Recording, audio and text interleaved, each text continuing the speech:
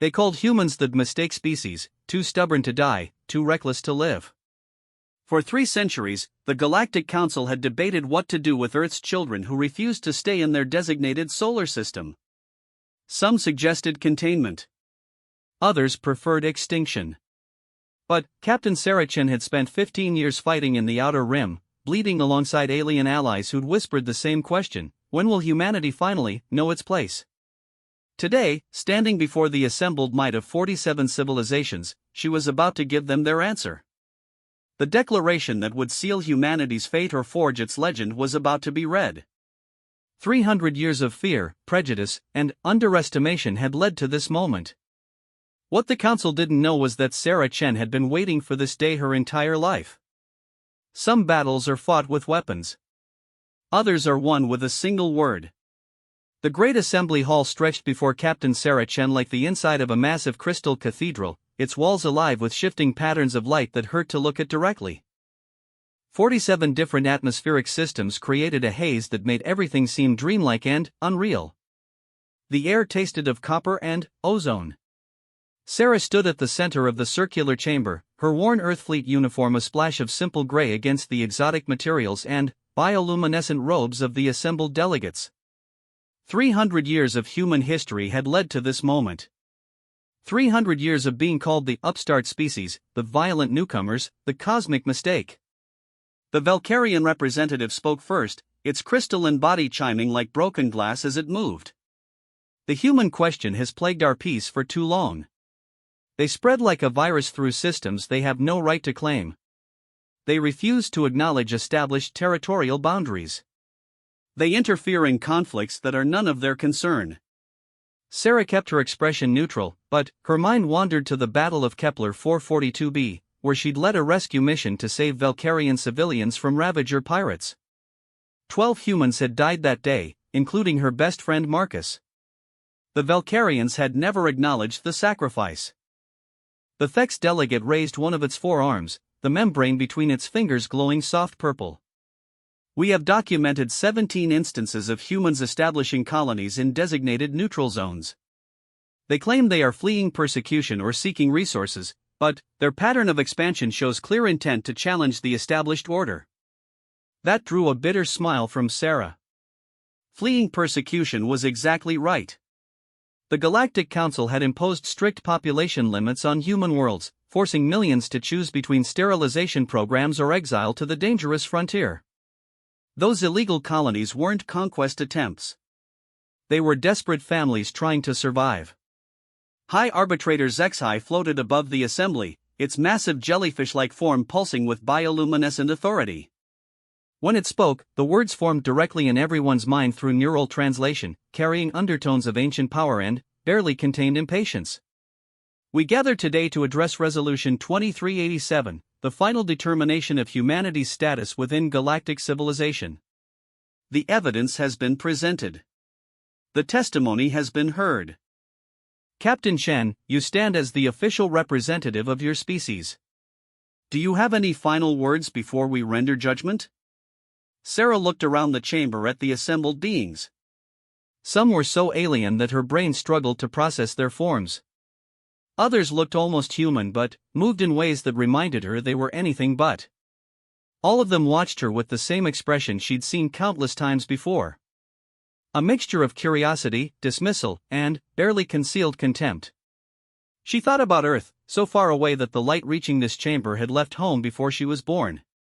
She thought about the colonies scattered across the Outer Rim, full of farmers and teachers and engineers who just wanted to build something beautiful in the darkness between stars. She thought about the human ships that had answered distress calls from species that officially denied their right to exist. 3 centuries ago, Sarah began, her voice carrying clearly through the chamber's acoustic systems. Your scouts found Earth during what we call the classical period of Rome.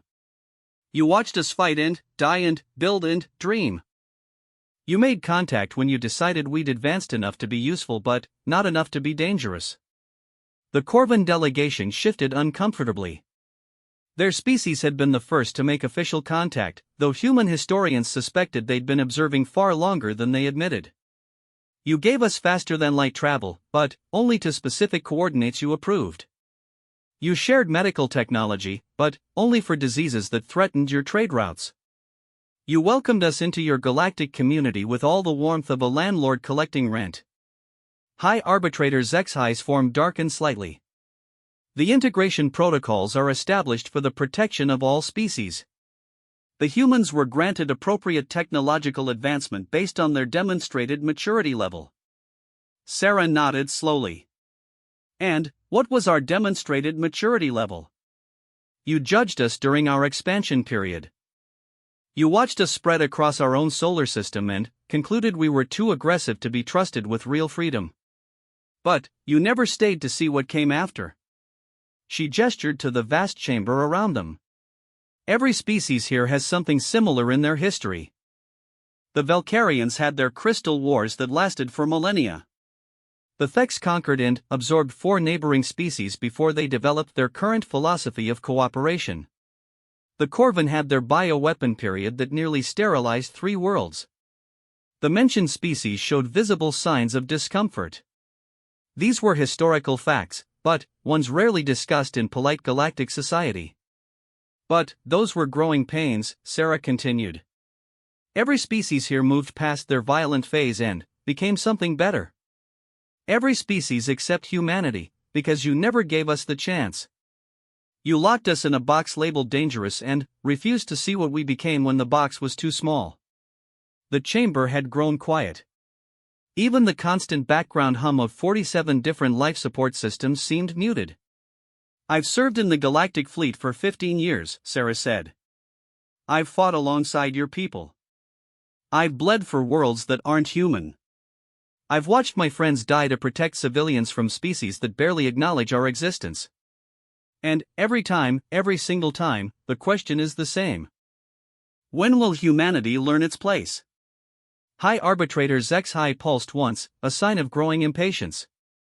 Captain Chen, the Council recognizes humanity's service contributions. However, service does not excuse pattern violations of established protocols. Your species continues to expand beyond designated boundaries. You interfere in conflicts without authorization. You form unauthorized alliances with non-council species. Sarah smiled, and, for the first time since entering the chamber, she felt genuinely happy. That's exactly the point. You want to know when humanity will learn its place? We have learned it. Our place is wherever people need help. Our place is standing between civilians and pirates, regardless of species. Our place is pushing into the dark spaces where nobody else wants to go and making them safe for everyone. The Ravek delegate, a creature that looked like an upright mantis made of living metal, clicked its mandibles in what might have been amusement. The humans speak of noble intentions, but their actions destabilize carefully maintained territorial agreements. The Outer Rim conflicts have increased by 40% since human involvement began. Because we don't ignore distress calls, Sarah shot back. Because we don't check someone's council membership status before deciding whether they deserve rescue. Yes, we destabilize things. We destabilize slavery operations and pirate strongholds and corporate extraction schemes that treat entire populations as disposable resources. The chamber erupted in a cacophony of alien voices, translation systems struggling to keep up with multiple heated conversations happening simultaneously. Sarah stood in the center of the storm, calm and ready. High Arbitrators HFY's bioluminescence flared bright enough to cast shadows, demanding silence. The council will recess to deliberate. Captain Chen, you will await our decision. As the delegates filed out through passages that led to their species-specific deliberation chambers, Sarah remained standing in the center of the Great Hall. The light patterns on the walls shifted from the neutral blues and greens of formal session to the softer purples and golds of recess period. She wasn't alone long. A small delegation approached from one of the side passages. 3 species she recognized and 2 she didn't, all wearing the informal robes that marked them as junior delegates or observers. The leader was Corvin, but young enough that its skin still showed the brown and gold patterns of adolescence rather than the solid silver of full maturity. Captain Chen? I am Junior Delegate Vextar. We wanted to speak with you before the council reconvenes. Sarah raised an eyebrow. About? About what happens next, said one of the beings she didn't recognize, a humanoid creature with scales that shifted color as it spoke. The Council's decision will likely be severe. Forced relocation to your home system with enforced quarantine. Possibly worse. And, you're telling me this because? Vexstar exchanged glances with the others before speaking. Because some of us believe the Council is wrong. Because some of us have been watching what humans actually do versus what the official reports claim. Because some of us think the galaxy needs what your species offers, even if the established powers don't want to admit it. Sarah studied the small group. They were young, mostly representatives of species that had joined the Council relatively recently or held minor positions in the galactic hierarchy. The desperate and the disillusioned, in other words. What are you suggesting? The scaled being stepped forward. We're suggesting that no matter what the Council decides today, this doesn't end here. There are other organizations. Trade unions. Independent systems. Scientific expeditions. Groups that operate outside Council authority and don't much care about their territorial restrictions. You're talking about rebellion. We're talking about alternatives, Vexstar corrected. The Council maintains order, but order isn't always just. There are places in the galaxy where Council law is more suggestion than requirement. Places where species like yours could be useful. Sarah felt a familiar weight settling on her shoulders. The weight of decisions that would echo far beyond her own life. And, the price for this assistance? No price.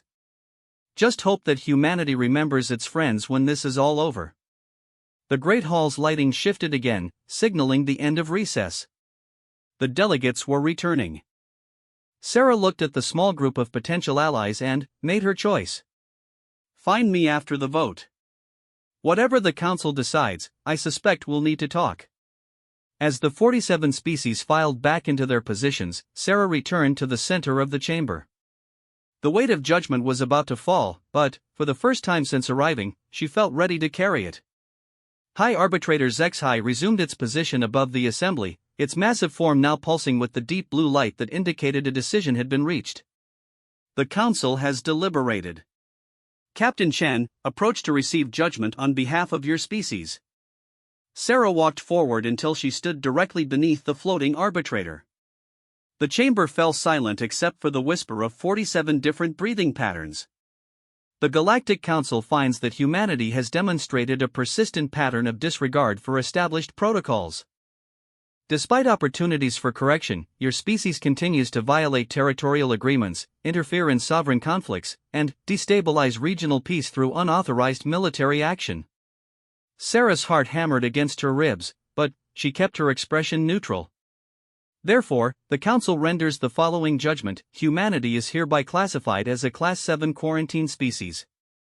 All human populations will be relocated to your home solar system within one standard galactic year. A monitoring station will be established to ensure compliance. Any human vessels found outside the quarantine zone will be considered hostile and dealt with accordingly. The words hit Sarah like physical blows. Class 7 quarantine was the designation given to species considered too dangerous for galactic civilization. It was one step away from authorized extinction. High Arbitrator HFY continued, its mental voice carrying undertones of finality. This judgment is effective immediately. Captain Chen, do you understand the Council's decision?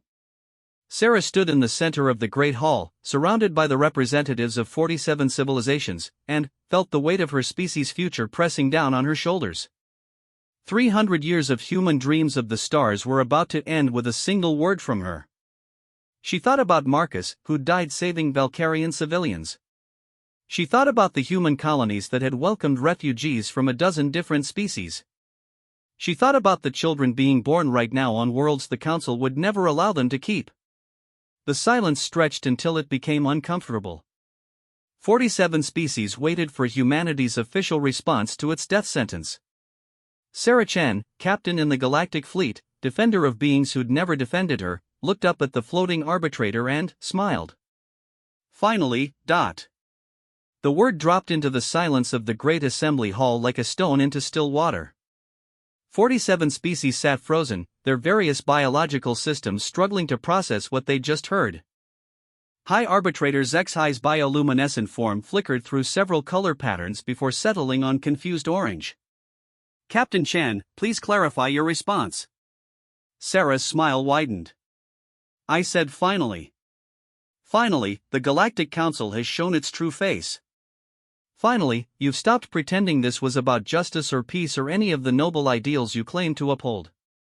Finally, we can stop wasting time on diplomatic fiction. The chamber erupted.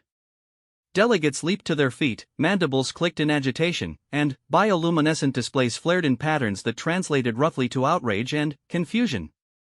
The Valkyrian representative chimed like a broken wind chime, while the Thex delegation flapped their membrane wings in distress. Order! HFY's mental voice thundered through every consciousness in the chamber. Captain Chen, you will explain your response immediately. Sarah looked around the chaotic assembly and felt something she hadn't experienced in years. Relief. Pure, clean relief that the masks were finally coming off. 3 centuries, she said, her voice carrying clearly despite the din. 3 centuries of your people watching us, judging us, deciding what we were allowed to become. You never wanted to integrate humanity into galactic civilization. You wanted to control us. She gestured to the assembled delegates. Every species in this chamber earned their freedom by proving they could be trusted. Except us. We were never given the chance because you were never planning to give it to us. The Corvan delegate, Elder Thixon, raised its primary arms in a gesture of diplomatic protest. The humans received the same integration protocols as all emerging species. The restrictions were temporary measures designed to ensure peaceful transition. Sarah laughed, and the sound was sharp enough to cut through the chamber's acoustic dampening. Temporary? 300 years is temporary? Your own species was given full council membership after only 40 years of observation. The Valkyrians? 60 years. The Thax? 90 years. We're at 300 and you just voted for permanent quarantine. She walked closer to the assembled delegates, close enough to see the individual expressions on alien faces. But, I understand now. We were never going to be good enough because you were never looking for good enough. You were looking for broken enough. High Arbitrator HFY's form darkened to deep purple. Explain. Every species you've accepted into full membership went through the same process, Sarah said. You waited for them to exhaust themselves fighting. The Valkyrians had their crystal wars until they were too tired to be aggressive. The Thex conquered until they ran out of neighbors to absorb. The Corvan poisoned worlds until they nearly poisoned themselves. She stopped walking and faced the arbitrator directly. You don't want allies. You want former warriors who've been beaten down enough to be grateful for whatever scraps of freedom you're willing to grant. You want species so tired of fighting that they'll accept your authority without question. The chamber had grown quieter as delegates began to understand where her logic was leading. But, humanity never stopped fighting, did we? Sarah continued. We never exhausted ourselves into submission. Every time you gave us a boundary, we found a way to help people beyond it. Every time you told us to stay in our lane, we saw someone in the next lane who needed assistance. We wouldn't break properly. Elder Thixon's skin pattern shifted to deep blue, indicating deep concern. The human expansion pattern showed clear aggressive tendencies.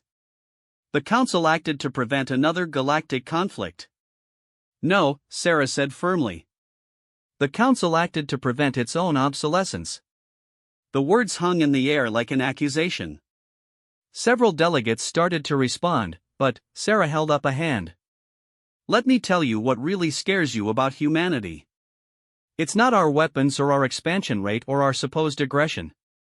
It's that we keep asking the wrong question. She turned to address the entire assembly. Every species here learned to ask what is permitted before taking action. Humanity keeps asking what is right, and sometimes those aren't the same thing. The Ravak delegate's mandibles clicked in what might have been amusement or irritation. Morality is subjective. The Council exists to create objective standards for interaction between species. Whose morality? Sarah shot back. When the Bulgarian mining consortium was using forced labor on the rim worlds, the Council declared it an internal matter. When human ships started evacuating the workers, suddenly, it became a breach of territorial sovereignty. When those same workers started a revolution with weapons we'd smuggled to them, it became a justification for this tribunal. Murmurs rippled through the assembly.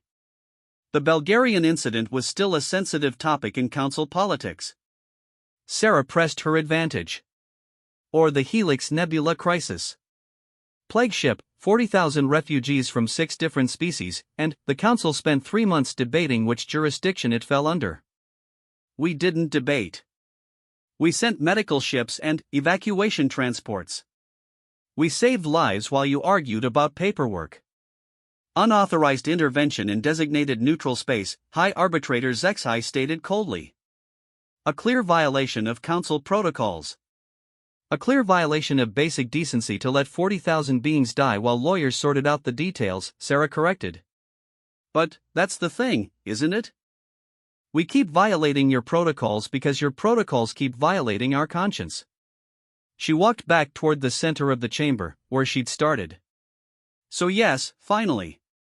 Finally, you've stopped pretending this was about anything other than control. Finally, you've admitted that the price of membership in your club is giving up the right to act on principle when principle conflicts with policy. The chamber fell silent again. Sarah could feel the weight of 47 different species' attention focused on her, but, for the first time since arriving, she didn't care about their judgment. Captain Chen, HFY said, its mental voice carrying undertones of dangerous calm, you speak as though the council's authority is optional. You seem to believe your species has a choice in this matter. Sarah's smile returned, and, this time it carried an edge that made several delegates shift uncomfortably. That's where you've made your mistake, arbitrator. You think we need your permission to be free. The implications of her words hit the assembly like a physical force. If humanity rejected council authority entirely, it would mean war. Not the limited conflicts of the Rim territories, but open warfare between an established galactic order and a species that refused to accept its place within it. Elder Thixon stepped forward, its coloration shifting rapidly between concern and fear. Captain Chen, you cannot seriously be suggesting that humanity would choose war over peace. The cost in lives alone would be catastrophic. Would it? Sarah asked. You've spent 3 centuries telling us we're too violent and dangerous for civilized society. Maybe it's time to find out if you were right. The threat hung in the air, but Sarah wasn't finished. But, here's what you really don't understand about humanity, she continued. We're not choosing war. We're choosing freedom. War is what happens when someone tries to take freedom away. High Arbitrator HFY's form flared to brilliant white, a display of authority that had silenced countless challenges over the millennia. The Council's judgment stands. Humanity will comply with quarantine protocols or face the consequences. Sarah nodded slowly. And, what consequences would those be, arbitrator? Economic sanctions? We already trade mostly with non-council species. Military action? Half your fleet is staffed by humans serving in auxiliary positions. Complete isolation? We've been preparing for that possibility since the day we realized you'd never truly accept us. The color patterns on HFY's form shifted rapidly through several configurations before settling on deep red. Anger, or perhaps recognition of a problem that hadn't been properly calculated. You've made one critical error, Sarah continued. You assumed humanity needs the Galactic Council more than the Council needs humanity.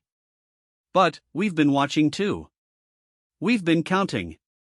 She gestured toward the assembled delegates. 47 species in the Council. Sounds impressive until you realize that 18 of them have standing defense treaties with human colonies. 23 rely on human shipping for critical trade routes. 31 have humans serving in their military forces in various capacities. The numbers hit the assembly like individual hammer blows. These weren't secret figures, but they were statistics that hadn't been assembled in quite this way before. 12 species have human populations as permanent residents. 7 have human-designed infrastructure that would take decades to replace. 4 have human scientists working on crucial research projects that keep their economies viable. Sarah paused to let the implications sink in. And that's just the official connections. The unofficial ones are much more interesting. She reached into her uniform pocket and pulled out a small data pad. Junior Delegate Vexstar, would you like to explain to the Council why your trading consortium has been moving strategic resources to human colonies in direct violation of your own species' council obligations? The young Corvin's skin patterns went through several rapid cycles before settling on the pale gray of shock and fear. Or perhaps, Sarah continued, Elder Thixon would like to discuss why Corvin intelligence services have been sharing classified information about Ravager pirate movements with human fleet commanders? Elder Thixon's coloration shifted to the deep purple of species shame. The point, Sarah said, addressing the entire assembly, is that you've already lost. You just don't know it yet. The chamber had grown so quiet that the sound of 47 different breathing patterns became audible. Sarah stood at the center of it all, no longer the representative of a species begging for acceptance, but the bearer of an uncomfortable truth. For 3 centuries, you've tried to control humanity by limiting our official status. But we didn't wait for your permission to become indispensable. We didn't wait for your approval to build relationships. We didn't wait for your blessing to become the species that other species turn to when the Council's protocols aren't enough. High Arbitrator Zexai's bioluminescence had dimmed to barely visible levels, a sign of deep contemplation or growing alarm. So here's what's going to happen, Sarah said, her voice carrying the calm certainty of someone who'd already fought this battle in her mind 1,000 times. You can maintain your quarantine order, and watch as half the galactic economy destabilizes when human involvement disappears overnight. You can try to enforce it militarily, and discover that humans aren't the only species who believe council authority has limits. Or you can admit that maybe, just maybe, you've been wrong about us from the beginning. The silence stretched until it became uncomfortable even for beings accustomed to lengthy deliberations. Finally, High Arbitrator Zexai spoke, its mental voice carefully neutral. Captain Chen, are you threatening the Galactic Council? Sarah's expression softened into something that might have been genuine sadness. No, Arbitrator. I'm trying to save it. The words hit the assembly like a revelation. This wasn't a threat or a challenge to authority. This was a warning from someone who could see the shape of the future more clearly than those trapped in the assumptions of the past. The galaxy is changing, Sarah said. New species are emerging faster than your integration protocols can handle them. The old territorial boundaries are breaking down as resources grow scarce and populations expand. Pirates and corporate raiders are filling power vacuums that council bureaucracy is too slow to address. She gestured around the chamber. You can spend the next century trying to maintain control through quarantines and restrictions and careful management of who gets to be free. Or you can embrace the possibility that maybe the galaxy needs less management and more justice. The chamber remained silent, but Sarah could feel the shift in attention. They were no longer judging humanity. They were calculating the cost of their own survival. The choice is yours, Sarah concluded. But choose quickly. Because with or without your permission, the future is coming. And humanity will be there to meet it. The Great Assembly Hall had never been designed for the kind of silence that followed Sarah's words. 47 species sat in their designated sections, each processing the implications of what they'd heard through their own cultural and political filters. The air recycling systems hummed louder than usual, as if trying to compensate for the absence of conversation. High Arbitrator Zexai floated motionless above the assembly, its bioluminescent patterns cycling slowly through deep contemplation colors. When it finally spoke, the mental voice carried undertones Sarah had never heard before. Uncertainty. The Council will recess for extended deliberation. This session is suspended pending further review of presented evidence and arguments. As delegates began to file out through their species-specific exits, Sarah remained in the center of the chamber. She'd said everything that needed saying. The rest was beyond her control. Captain Chen. The voice came from behind her.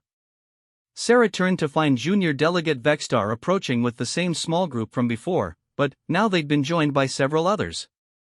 Representatives from species she recognized as minor council members and recent additions. Delegate Vexstar, Sarah acknowledged. I take it the conversation just got more interesting?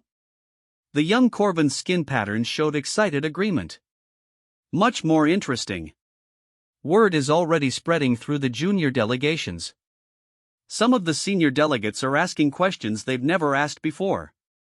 One of the newcomers stepped forward, a being Sarah didn't recognize from a species that looked like a cross between a spider and a tree. When it spoke, its voice came through a mechanical translator that gave it an oddly melodic quality.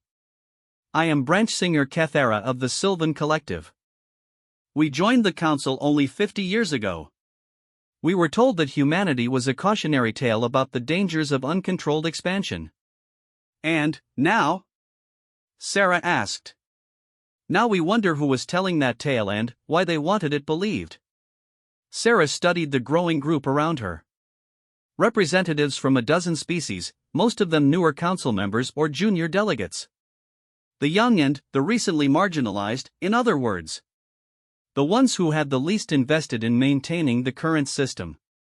What are you thinking? She asked carefully. Vexstar exchanged glances with the others before answering. We're thinking that maybe this vote today changed more than just humanity's status. Maybe it showed the rest of us what we're really dealing with. Branch singer Kethera's mechanical voice carried what might have been amusement.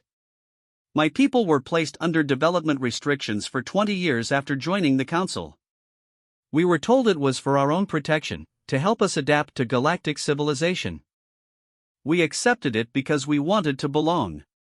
And, now we realize that adaptation meant learning not to question council decisions that didn't make sense. Sarah nodded slowly. How many other species have similar stories? Most of us, said another voice. A hegemony representative, one of the mantis-like beings from the outer spiral. The integration protocols always include restrictions. Always temporary, they say. Always for our own good. The pattern was becoming clear, and Sarah felt a mixture of satisfaction and concern. Satisfaction that her words had found their target. Concern about what would happen next. So what do you want from me? Vexstar's skin pattern shifted to determined blue. We want to know what happens after today. If the council maintains the quarantine, what does humanity do? If they reverse it, what changes? Sarah considered her answer carefully. These beings were clearly prepared to take some kind of action, but she needed to understand what they were really asking. If the council maintains the quarantine, humanity survives. We've been preparing for this possibility for decades.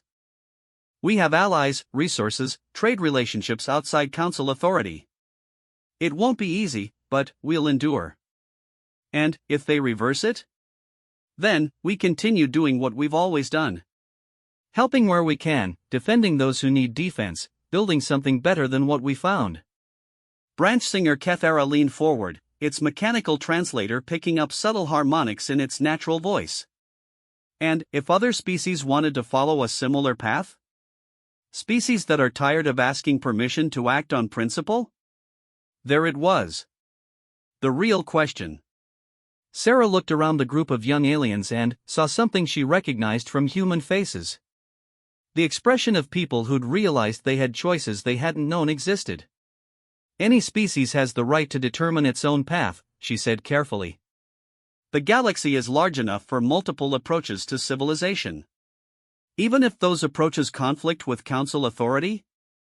Especially then. The group fell silent for a moment, absorbing the implications. Then, Vexstar spoke again, its voice carrying new resolve. Captain Chen, when you return to human space, you won't be going alone. Before Sarah could ask what that meant, the chamber's lighting shifted to indicate the end of extended recess. The delegates were returning, but this time Sarah noticed something different in their movement patterns. Subtle clustering. Species that rarely interacted were having quiet conversations. The careful political distances that normally characterized council sessions were breaking down. Her words had done more than challenge the quarantine decision. They'd started something larger. High Arbitrator HFY resumed its position above the assembly, but its bioluminescent patterns were different now. Brighter, more agitated. The careful authority it had displayed earlier was showing cracks. The council has completed its extended deliberation, HFY announced.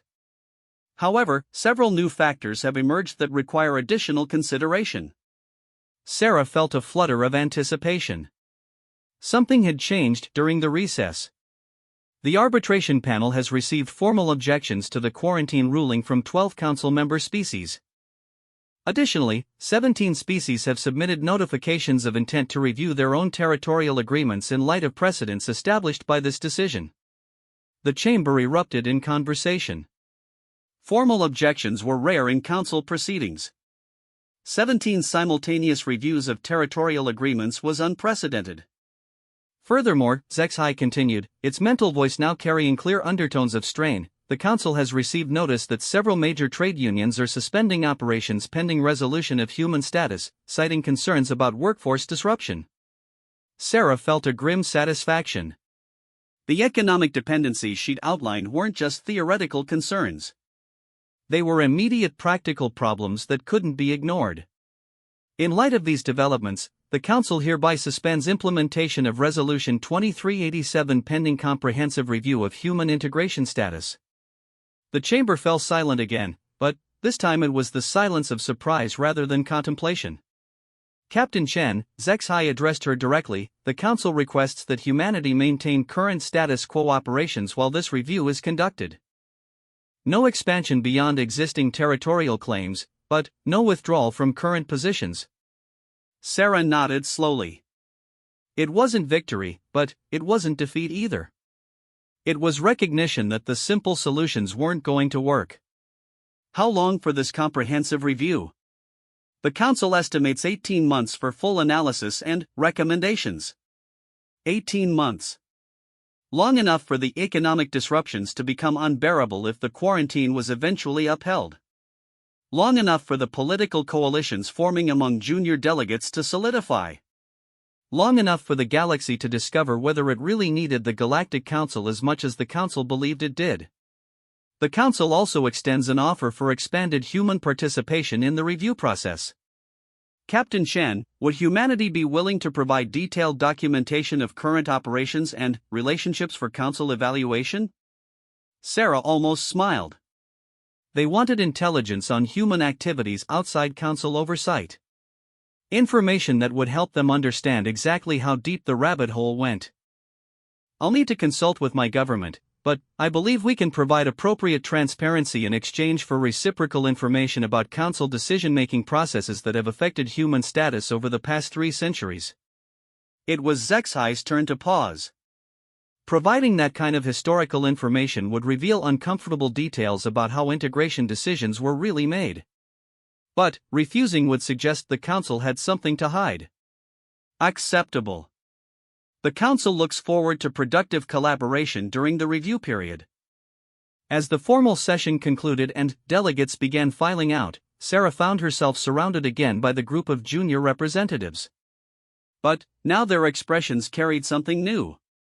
Hope. 18 months, Vextar said, its skin patterns showing excited optimism. 18 months to build something better. Sarah nodded, but her expression remained cautious. 18 months to prove we deserve better. Don't mistake this for victory. They're buying time to figure out how to contain the damage we've done to their authority. Branch singer Kathera's mechanical translator carried harmonics of determination. Then, we use the time to make sure the damage is irreversible. As Sarah left the great assembly hall, she felt the weight of the future settling on her shoulders again. But this time it was different. This time she wasn't carrying it alone. 6 months later, Sarah stood on the observation deck of the human colony ship New Horizon, watching as the combined fleet of 17 species approached the edges of unexplored space. The Galactic Council's comprehensive review was still ongoing, generating thousands of pages of reports and recommendations that everyone knew were really just sophisticated ways of avoiding the real decision. But the galaxy hadn't waited for their permission to change. The coalition of independent systems, as they'd started calling themselves, had grown beyond anything Sarah had imagined that day in the council chamber. Species that had spent centuries asking permission were learning to act on principle instead. Trade routes were being established outside council oversight. Defense agreements were being forged based on mutual respect rather than hierarchical authority. The council was still there, still claiming authority over galactic civilization. But authority meant nothing if people stopped asking for permission to be free. Captain Chen, came a familiar voice from behind her. Sarah turned to find Vexstar, now representing the Corvin faction that had officially withdrawn from council membership, approaching with a datapad in hand. Delegate Vexstar. What's the latest? 3 more species have submitted applications to join the coalition this week. 2 others have announced their intention to withdraw from council oversight. And the council has officially extended their review period by another year. Sarah smiled. Of course they have. How's the integration going? Better than anyone expected. Turns out species work together pretty well when they're not constantly worrying about violating someone else's authority. Through the observation window, Sarah watched as ships from a dozen different species worked together to establish the first truly independent colonial effort in galactic history. No council oversight. No territorial restrictions. No integration protocols designed to keep anyone in their designated place. Any word from Earth?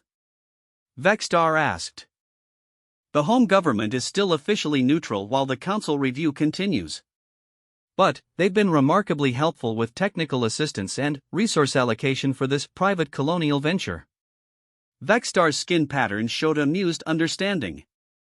Diplomatic fiction was useful even when everyone knew it was fiction. Captain, came another voice over the ship's communication system. We're receiving a priority transmission from the fleet flagship. Sarah activated the nearest comm panel. Admiral Zhang's face appeared, showing the mixture of excitement and concern that had become familiar over the past months. Sarah, we've got something you need to see. Long-range sensors are picking up distress signals from the far edge of the sector. Multiple ships, unknown configuration, requesting assistance. Sarah felt a familiar flutter of anticipation. Casualties? Unknown. But the signals suggest a refugee situation. Large population, possibly fleeing some kind of conflict. Sarah looked out at the combined fleet around them. 17 species, working together without anyone's permission, about to encounter their first major challenge. Send coordinates to all fleet commanders. Full humanitarian response. We'll figure out the politics later. Copy that. Sarah? Yes? This is exactly what we hoped for when we started this thing. A chance to prove we can do better. Sarah closed the communication channel and turned to Vexstar, whose skin patterns were cycling through colors she'd learned to associate with excited anticipation. Ready to find out if we were right about building something better? The young Corvin's pattern shifted to determined blue. We've been ready for 3 centuries. As the coalition fleet changed course toward the distress signals, Sarah thought about that day in the council chamber when everything had changed with a single word. The Galactic Council was still debating humanity's place in their carefully ordered civilization. But humanity, along with everyone who decided that freedom was worth the risk, was already building the civilization that came next. In the depths of space, new voices were calling for help. And, for the first time in galactic history, the answer would come from beings who didn't need anyone's permission to respond. The galaxy was large enough for multiple approaches to civilization. It was time to prove which approach actually worked.